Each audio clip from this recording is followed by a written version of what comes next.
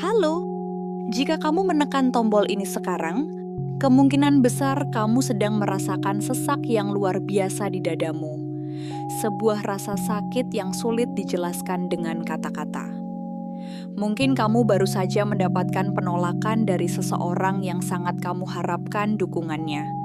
Atau mungkin kamu sedang diabaikan oleh orang terdekat hingga merasa tidak terlihat. Hal pertama yang perlu kamu pahami adalah rasa sakit ini nyata dan valid secara biologis. Sains melalui pemindaian fMRI membuktikan bahwa penolakan sosial mengaktifkan sirkuit otak yang sama dengan rasa sakit fisik, terutama di bagian anterior cingulate dan insula. Otakmu tidak membedakan antara luka di kulit dengan luka akibat diabaikan. Baginya, keduanya adalah ancaman terhadap kelangsungan hidupmu. Kita adalah makhluk mamalia yang secara evolusi dirancang untuk bertahan hidup dalam kelompok, sehingga ditolak terasa seperti ancaman kematian bagi sistem alarm kuno di otak kita, yaitu amigdala. Saat ini kamu mungkin merasa seperti terjebak dalam spiral ke bawah, downward spiral. Satu peristiwa penolakan memicu pikiran negatif tentang dirimu sendiri, yang kemudian menurunkan suasana hatimu, membuat tubuhmu terasa berat, dan akhirnya membuatmu ingin menarik diri dari dunia. Kamu merasa hancur bukan karena kamu lemah, tetapi karena sistem sarafmu sedang bekerja dalam mode bertahan hidup yang sangat intens. Tarik napas sejenak. Kamu sedang mengalami badai emosional, dan video ini adalah jangkar untuk membantumu tetap tegak. Sebagai disclaimer, bahwa video ini hanya bertujuan untuk memberikan informasi dan bukan merupakan pengganti konsultasi dengan tenaga medis atau kesehatan mental profesional. Penulis dan pembuat konten tidak terlibat dalam memberikan saran medis atau psikologis secara individu, dan segala masalah kesehatan Anda harus dikelola di bawah pengawasan medis yang kompeten. Kenapa rasanya benar-benar sakit? Pertama, otak memproses penolakan mirip seperti nyeri fisik.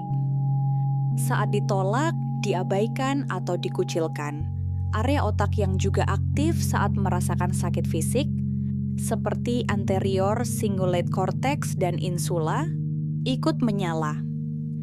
Ini disebut social pain, sakit sosial, dan bisa terasa seperti nyeri di dada atau hati meski tidak ada luka fisik langsung. Kedua, kebutuhan dasar rasa memiliki terancam. Manusia butuh diakui dan diterima seperti butuh makan dan aman. Penolakan dan pengabaian mengancam kebutuhan untuk belonging, harga diri, rasa kontrol, dan rasa bermakna, sehingga memicu emosi kuat seperti sedih, marah, malu, dan hampa. Ketiga, tubuh bereaksi seperti sedang dalam bahaya. Penolakan mengaktifkan sistem stres tubuh, saraf simpatik dan HPA aksis, meningkatkan hormon stres seperti kortisol dan adrenalin. Ini bisa memicu jantung berdebar, sesak, dada tidak enak, dan rasa nyeri atau tertekan di area dada. Keempat, kalau penolakannya berulang, maka efeknya menumpuk. Penolakan berulang, misalnya di keluarga, dikucilkan, dibully, meningkatkan risiko depresi, kecemasan, rasa putus asa, bahkan pikiran untuk menyudahi semuanya dengan jalan yang tak semestinya. Pada remaja, pengalaman diabaikan atau ditolak bisa memengaruhi perkembangan otak dan emosi jangka panjang. Saat kita merasa ditolak, reaksi otomatis kita adalah mencoba memikirkan jalan keluar dari rasa sakit tersebut. Kita mulai menganalisis setiap detail. Apa salahku? Kenapa mereka melakukan ini padaku? Atau, apakah aku memang tidak berharga? Inilah yang disebut dengan rumination atau perenungan tanpa henti. Kita percaya bahwa dengan memikirkan masalah ini berulang-ulang, kita akan menemukan solusinya. Padahal kenyataannya, rumination justru membuat kemampuan kita dalam memecahkan masalah menurun drastis. Pikiranmu saat ini sedang terjebak dalam doing mode. Mode ini sangat hebat dalam menyelesaikan masalah di dunia luar, seperti memperbaiki mobil yang mogok atau membangun gedung, dengan cara membandingkan kondisi sekarang dengan kondisi yang diinginkan. Namun, ketika mode ini diterapkan pada emosi internal, ia menjadi bencana. Semakin kamu membandingkan dirimu yang sedang sedih dengan ide dirimu yang seharusnya bahagia, celah tersebut justru membuatmu merasa semakin gagal dan tidak berguna. Ingatlah satu hal penting, pikiranmu bukanlah fakta. Pikiran-pikiran negatif yang muncul saat ini, seperti aku gagal atau tidak ada yang mencintaiku, hanyalah peristiwa mental yang lewat seperti awan di langit. Mereka adalah produk sampingan dari suasana hatimu yang sedang jatuh, mirip seperti suhu tubuh yang naik saat kamu sedang flu. Kamu tidak perlu melawan pikiran-pikiran ini. Kamu hanya perlu menyadari keberadaannya dan tidak menganggapnya sebagai kebenaran mutlak. Kenapa penolakan dari keluarga terasa ekstra sakit? Penolakan atau pengabaian dari orang tua. Garis miring keluarga adalah bentuk social exclusion dan neglect yang sangat kuat, karena sumber rasa aman utama justru menjadi sumber ancaman. Ini terkait peningkatan distres psikologis dan pola sakit hati yang bertahan lama. Bagaimana cara mengobati rasa sakit karena diabaikan atau ditolak tersebut, baik oleh orang lain dan keluarga? Mengobati sakit karena ditolak. Garis miring diabaikan perlu kombinasi dukungan, cara pikir, dan kadang terapi. 1. Bangun dan pakai dukungan sosial yang aman. Berbagai studi menunjukkan interaksi dengan teman yang suportif sebelum atau sesudah mengalami penolakan bisa mengurangi emosi negatif, rasa tidak belong, dan hilang kontrol. Seperti ngobrol langsung dengan teman dekat setelah pengalaman menyakitkan membantu pemulihan lebih cepat. Sekadar mengingat atau merencanakan pertemuan dengan teman juga bisa mengurangi dampak sakit sosial. Dukungan keluarga garis miring teman yang hangat menurunkan rasa kesepian dan efek stres penolakan jangka panjang. 2. Ubah cara menanggapi penolakan. Coping dan cara pikir. Orang yang bisa mereframe penolakan, melihatnya sebagai informasi garis miring situasi, bukan bukti aku tidak berharga, cenderung lebih resilient. Strategi yang terbukti membantu.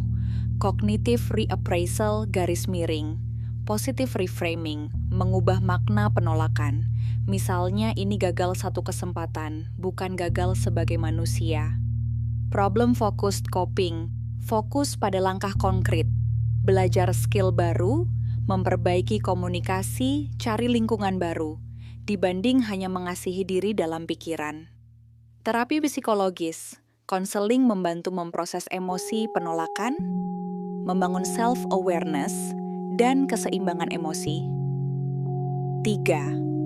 Latihan internal, mindfulness, self-compassion, dan kebutuhan psikologis. Mindfulness training terbukti menurunkan intensitas social pain, sakit karena ditolak atau kehilangan koneksi.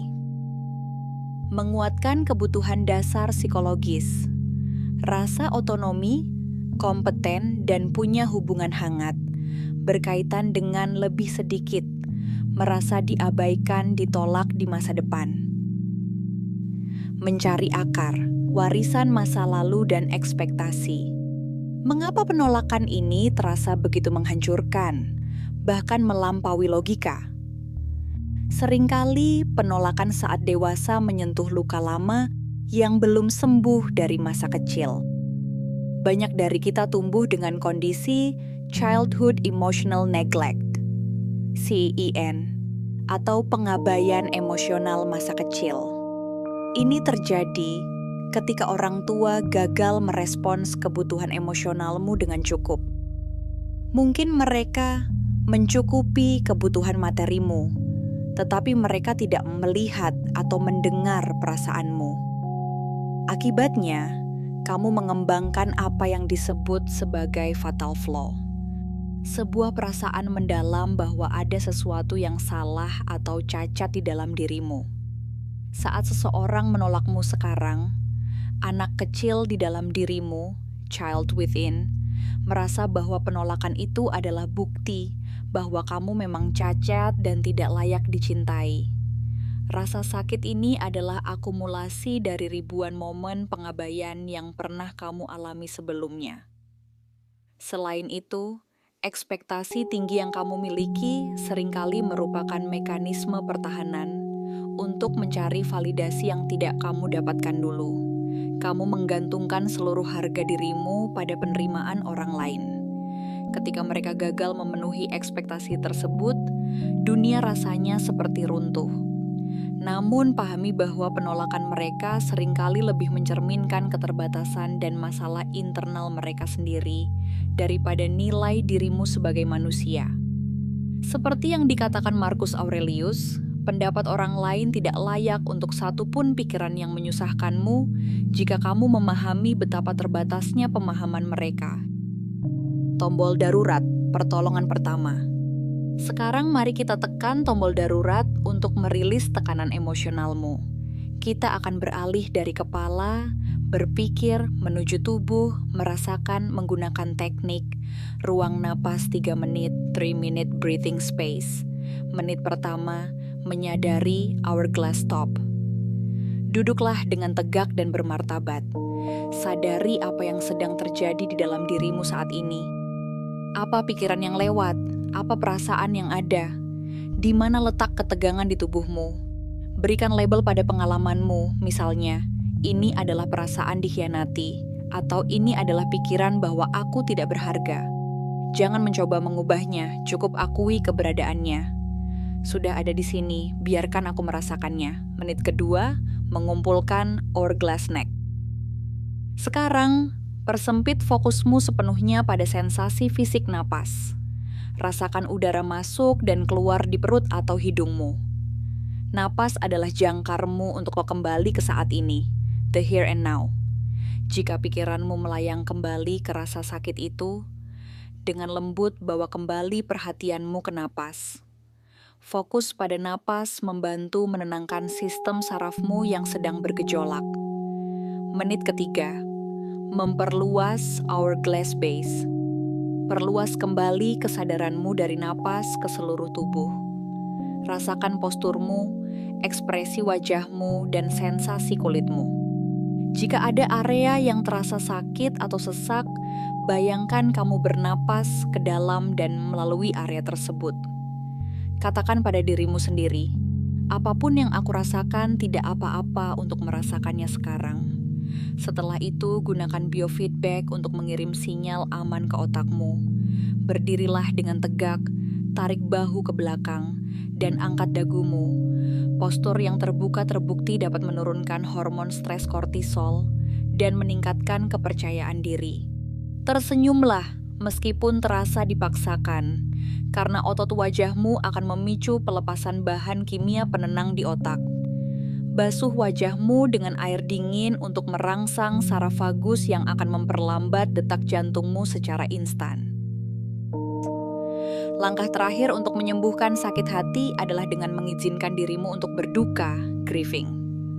Penolakan adalah sebuah kehilangan harapan, kehilangan koneksi, atau kehilangan citra diri yang kamu inginkan.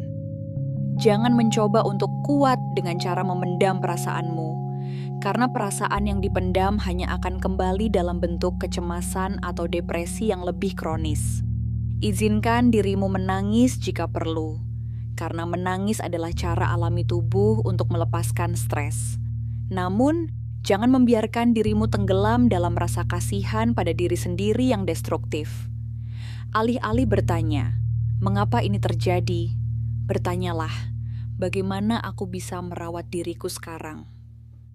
Lakukan satu tindakan kecil untuk kebaikan dirimu. Minum air putih, mandi dengan air hangat, atau berjalan kaki singkat di bawah sinar matahari. Keputusan-keputusan kecil ini adalah awal dari upward spiral yang akan membawamu keluar dari kegelapan.